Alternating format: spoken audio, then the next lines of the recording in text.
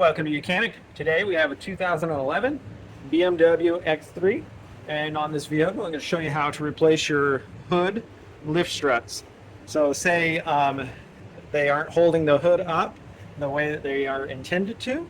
If you notice some leaking of some oil here or anything like that, and so that these are compromised, you would go ahead and replace them. Now there's two on here, so you replace them both at the same time, because if you replace just one, it might hold the hood up, but you're going to wear it out prematurely.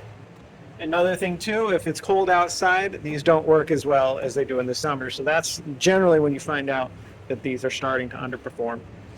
So before you go ahead and remove any of this, you're going to either want a helper to hold the hood up, or have it supported so that it won't fall down when you remove this strut. So to start with, we have the top here, and there's a clip. So we take a small screwdriver, we can get under it and pull the clip back, and then you'll be able to pull the strut away.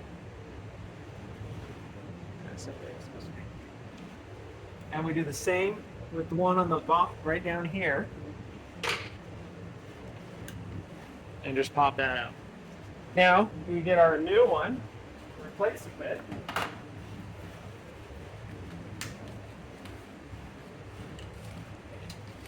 And so we have our new strut here. Now we'll want to remember that the old one we took off is